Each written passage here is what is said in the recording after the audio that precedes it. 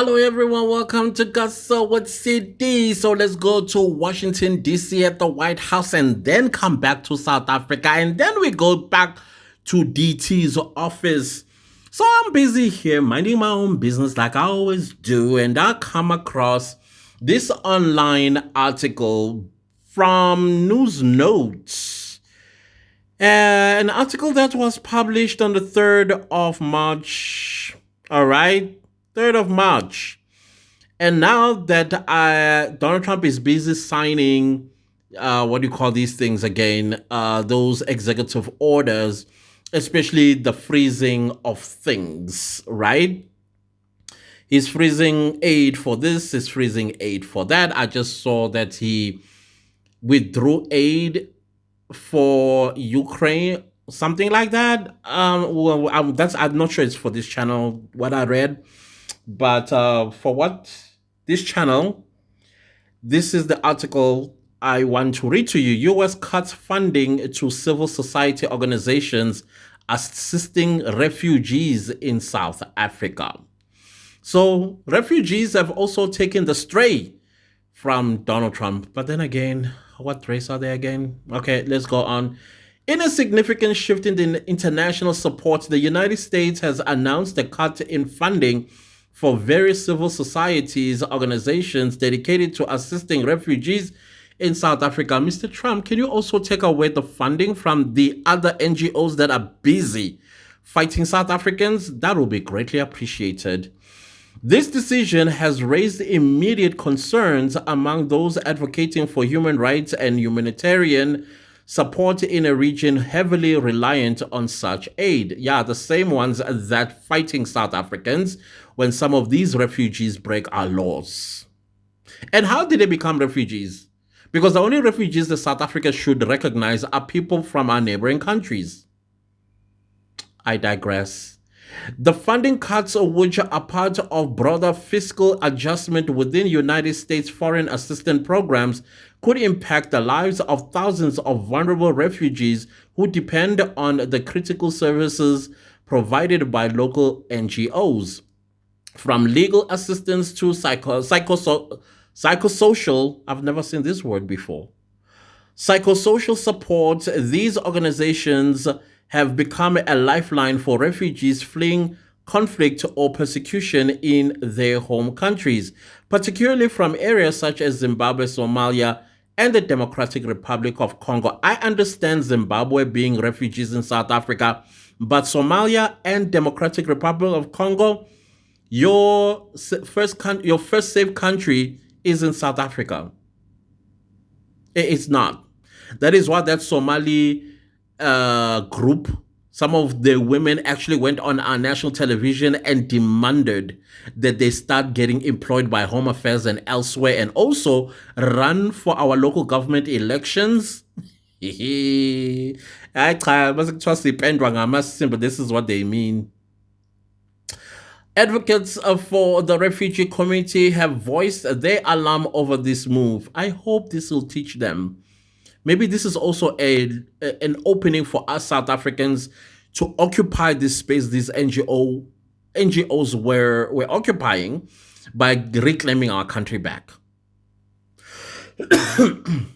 Dr. Nandi Mqoli, a prominent human rights activist, commented, "This cut not only undermines our effort to provide essential services to refugees, but also sends a troubling message about the global commitment to human rights.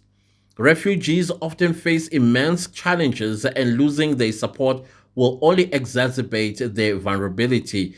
In that funding that you guys were getting, Mr. Oli, did you also teach them about what a law is and what is the importance of adhering to that law?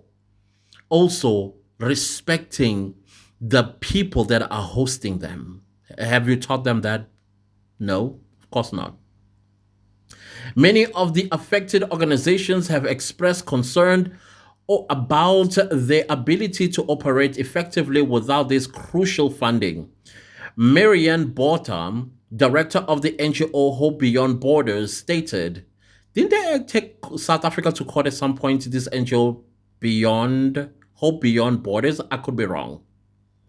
The immediate consequences of this decision are dire. Our outreach programs are at risk, and without the resources to continue our work, we fear a significant decline in the well being of many refugees. And that is when, anyways, they're already doing it, competing with South Africans for everything. Why we never had a refugee camp is what I want to know.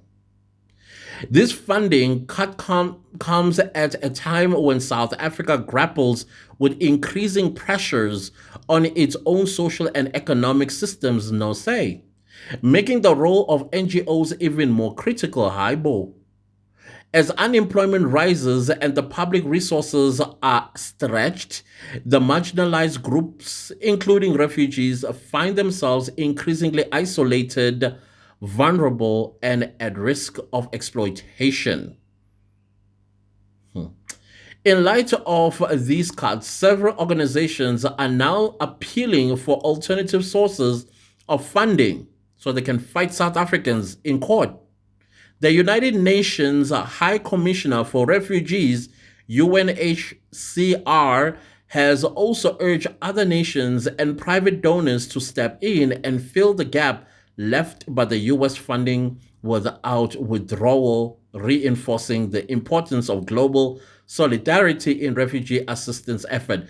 And we need to know who these donors are if indeed they do stand up and start funding these NGOs.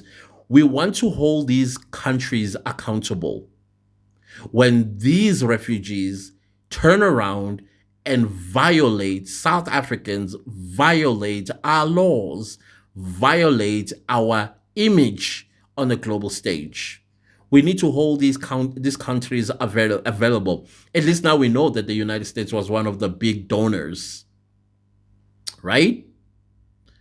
Yeah, I just thought let me come here and let you guys know what we are facing now that Donald Trump is busy signing executive orders, especially when it comes to funding. Yeah, that funding. Guys, I hope you are taking care of yourselves. I hope now you go back to the 90s, wearing of condoms,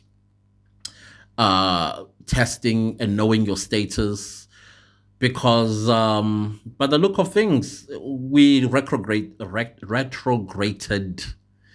back to the 90s, early 2000s. You remember President Thabo Mbeki could not finish his term because of ARVs. So looks like 2.0 is upon those, unfortunately, that may have the disease or the virus itself. So just take care of yourselves. If you know somebody, take care of them. And this thing, I learned to see diabetes, I'll just eat pills. Awaseko amaphilisi. Unless another country steps up and say, okay, we will take over from the United States. But yeah, just be careful out there, people. Take care of yourselves. Hayi kunzima. Bye bye.